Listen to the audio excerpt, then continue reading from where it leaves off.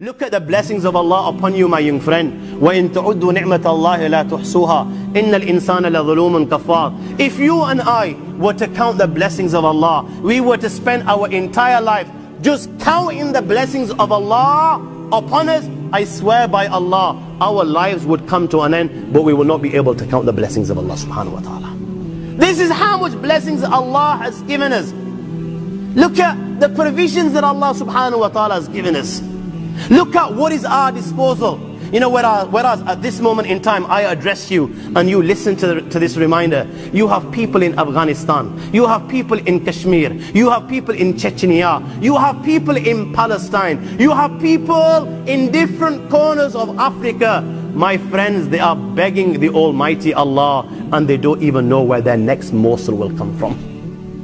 They do not know where their next morsel will come from, and their minds are only occupied, Ya Allah, where's this next morsel going to come from? They don't know whether they will be continuing, whether they'll be able to breathe in 5 seconds or not. This is their concern. Whereas you and I, Allah has blessed so much.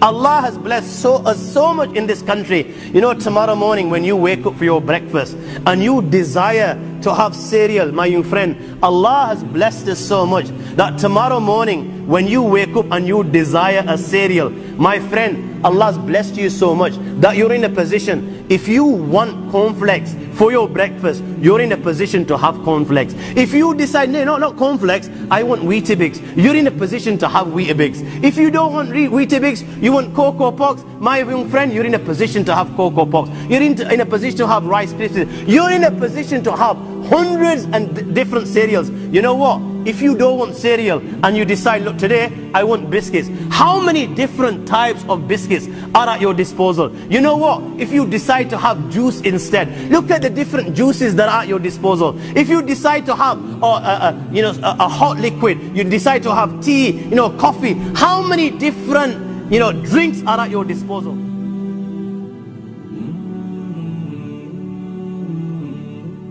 نور على مر الزمان تألقا وأضاء للدنيا طريقا مشرقا وهدى من الرحمن يهدينا به للصالحات وللمكارم والتقى.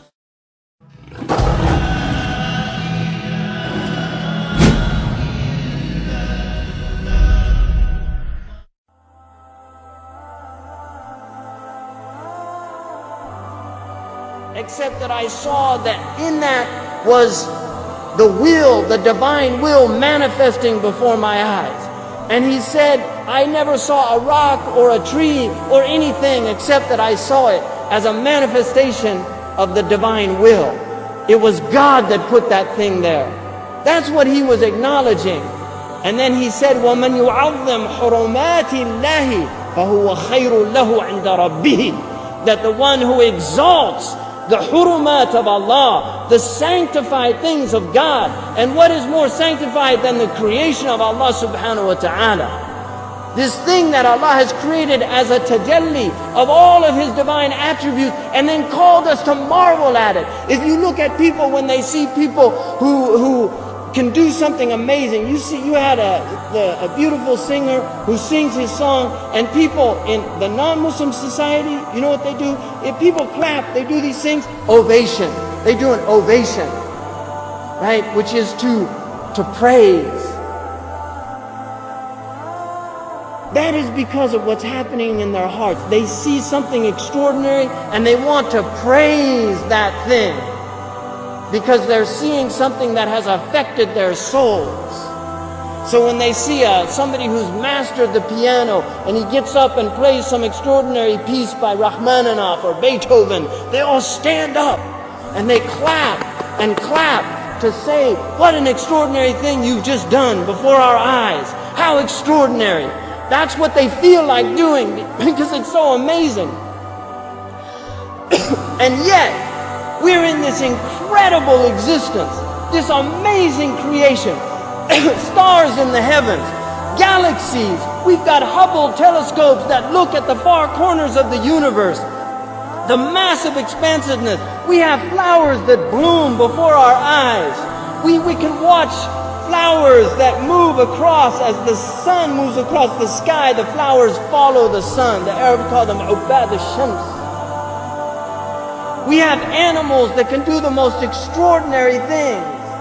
Elephants that can carry extraordinary weight on their backs, but ants even more extraordinary that can carry many times their own weight. All of these things happening before us. We have women right now in this room. There's a fetus, a baby developing in their wombs. Mitotic cell division at rapid rates. All of these things are happening everywhere. And we don't feel compelled to give God a standing ovation. To stand up before Allah subhanahu wa ta'ala and say, Allahu Akbar, Allahu Akbar, Allahu Akbar. Really to stand in ovation before our Lord. Like people stand before some poor soul who's perfected some little trick on a musical instrument, who can pipe a tune out. And we're compelled to jump up and clap and say, bravo, bravo, and we can't get up for the Lord of the worlds and say, Allahu Akbar. Ma gharraka bi rabbika al-kareem. What has deluded you? What has deluded you? What has taken you away from the praise of your Lord?